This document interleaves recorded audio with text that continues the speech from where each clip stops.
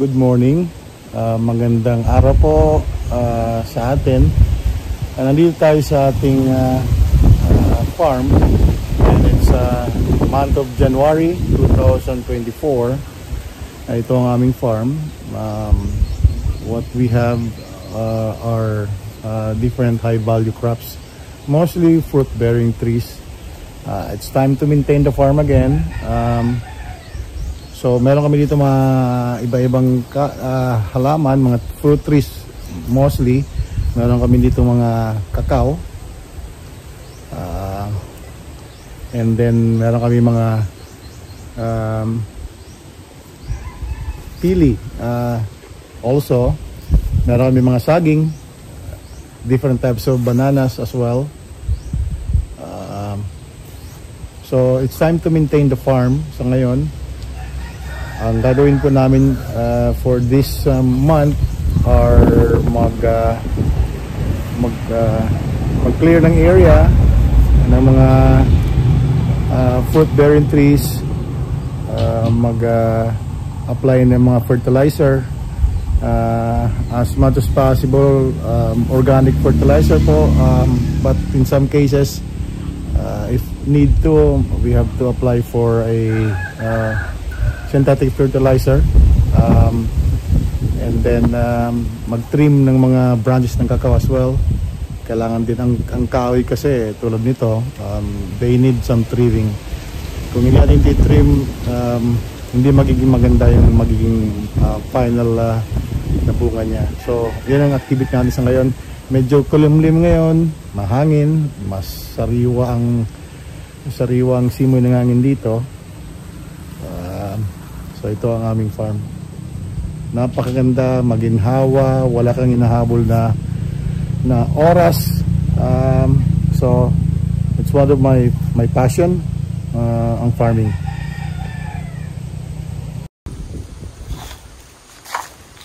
Magandang araw.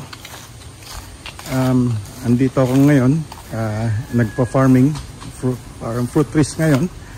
Ang main crop ko rito ay kakao and pili, and then meron tayo mga saging din. So ito yung ating mga kakao, and then ito yung pili.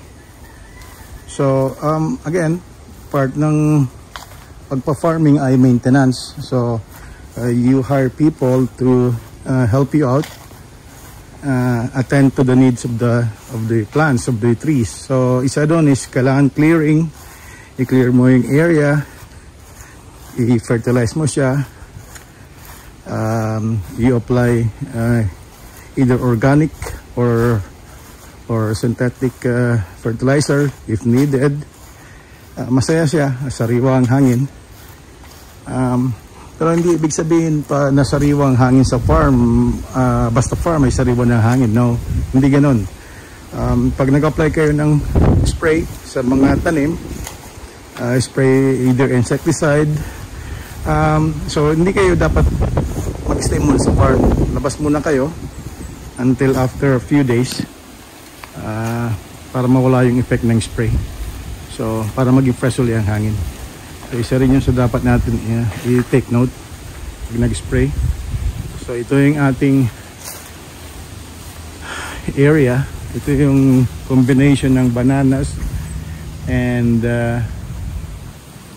cacao intercropped with banana.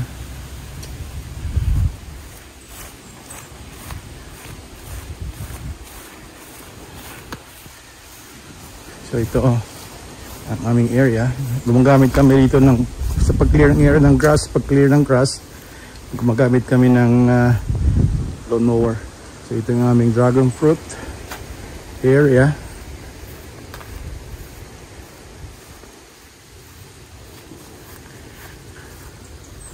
Ito yung dragon fruit area. Again,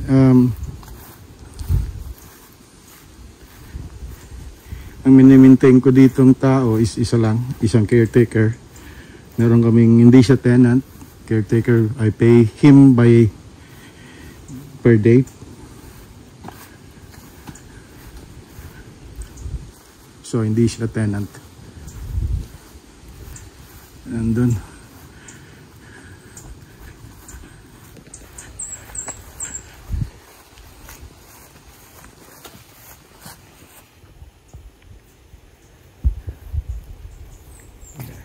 So ngayon may hinog na nag-harvest na kami ng saging.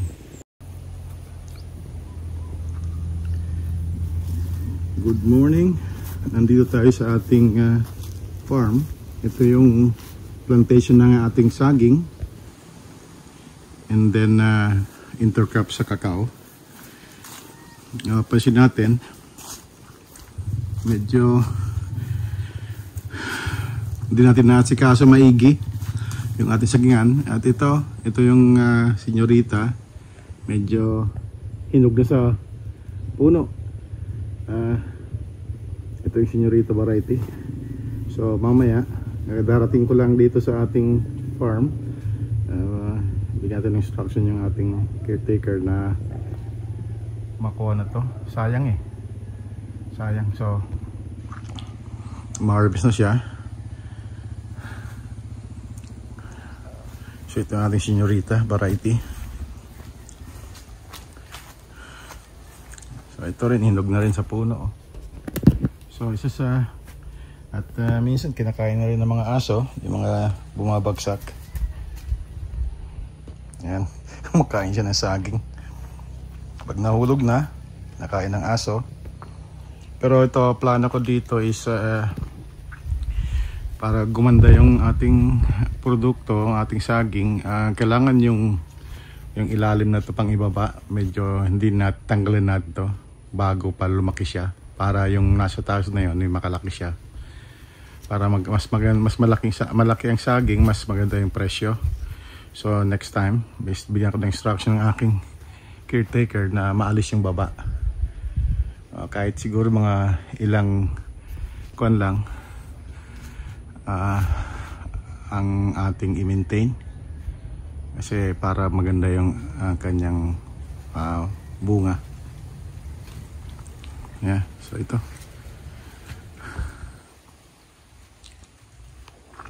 kailangan talaga natin na bigyan ng pansin ang ating farm.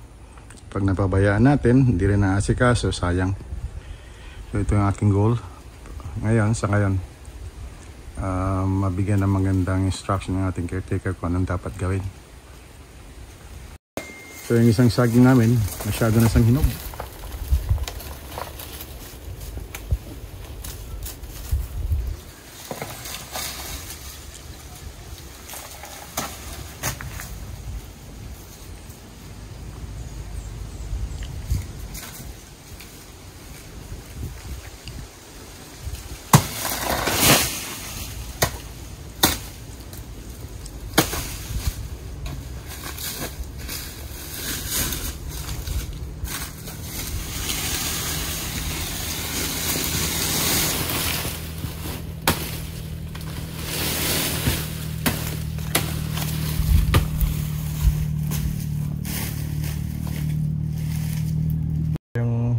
Hindi namin na-harvest kagad na senyorita, yung inarnibal sa Bicol.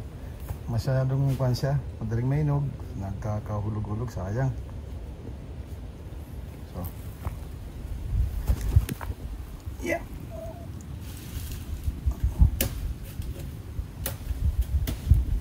nagpapakinabangan pa natin yan.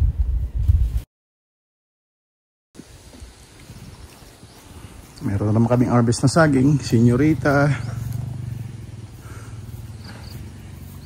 Dami ng hinog Hindi po. Garatak na patay. Yung ano ba? Sige. Igawa pa? Oo. Igawa pa? Ano pa kung nakalay? Sige na. Sige.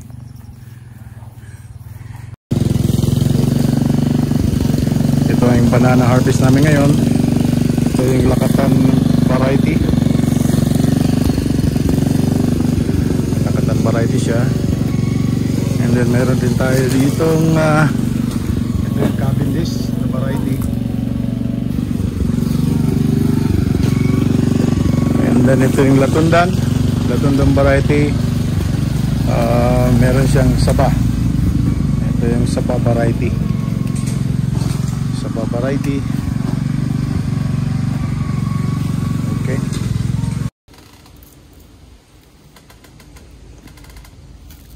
So lilinisin natin ang ating saging, pakahiwalay sa ating sa buwig.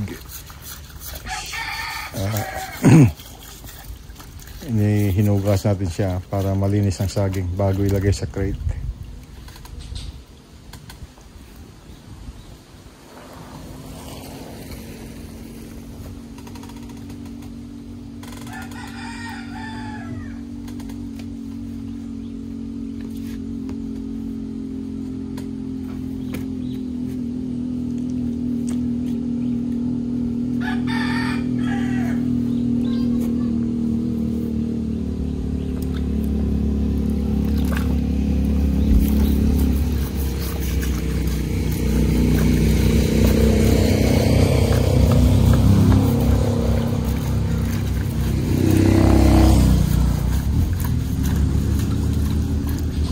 Kailangan maging ma-presentable siya pag binibenta natin sa wholesaler o retailer. Dapat presentable siya, malinis yung saging. Although meron siyang mga konting dark spot, part ng nature yan. Pero at least malinis yung saging, kaya inugasin natin bago ilagay sa mga crate at dalhin sa tindahan.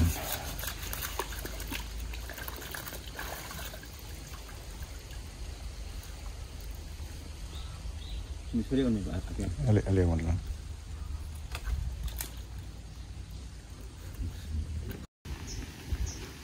This is our banana harvest for this week. So what we have are this is the Sabah variety of banana. These are the Sabah varieties of banana. And we have this one here. This is the Lagkitan variety of banana.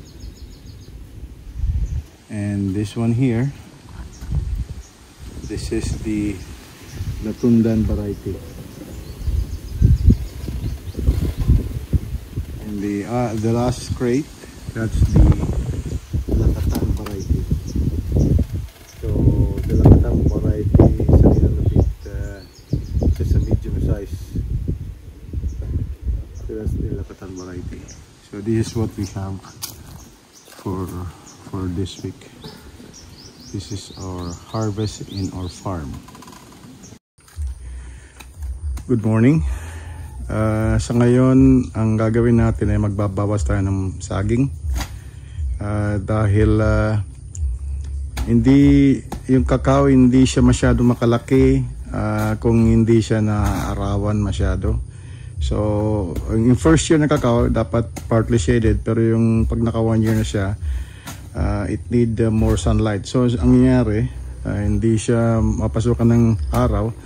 So, magbabawas tayo ng saging. Nakakapanginayang, pero our main product in our farm are cacao trees. So, tsokolate tayo. So, itong ginagawa namin ngayon. Ito yung Señorita varieties. Isang block ito. Half of them will need to go down. So, ito po.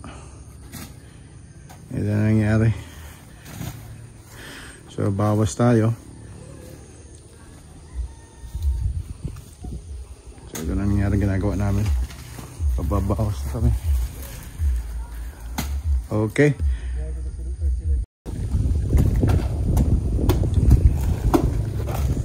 So, nagpapatuloy tayo ngayon sa pagbawas ng mga saging.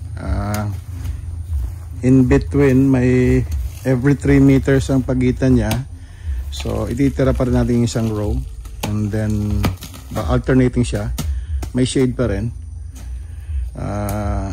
Ito kasing Señorita variety, isa siya sa mga nabibili sa market. Pero hindi siya in demand. At medyo, ang presyo niya ay medyo mababa. So, babawasan natin itong Señorita variety ng saging. Nakakapanginayang sana, pero we have to sometimes sacrifice. Kasi ang main product natin are cacao. So ito ang ating ginagawa. Bawas tayo. And then ang focus natin ngayon is mapalaki yung bunga ng mga saging natin. So we have to make sure na ang mga saging hindi natin magbabawas tayo ng mga piling sa baba para lumaki siya. At the same time mag-apply tayo ng mga fertilizer, and then we have to maintain kada puno, kada area na may saging, at least maximum of 3 to 4 tree in one setting. Ito yung ating gagawin ngayon. Sige po. Ongoing ngayon ang pagkat ng ating pagbawas natin mga saging na senyorita. So ito, we make sure na naka-stockpile siya, yung proper stockpiling ng mga pinutol na saging. So itong ating ginagawa para madaling pumasok yung lawnmower. Hindi siya nakakalat lang, dapat properly organized ang stockpiling ng mga leaves sa kakat na banana trunk. So ito yung aming ginagawa sa ngayon sa aming farm. Nakikita natin, ayun, isang block ito ng mga senyorita na naka-intercrop sa mga cacao and other fruit bearing trees like mangosteen. Ito yung mangosteen.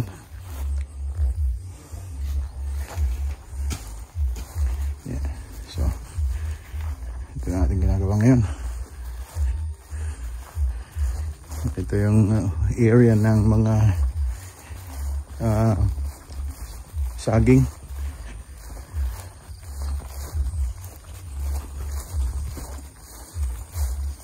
So ang malaking area sana ito. Ito yung ikakat namin. Half of them need to go down.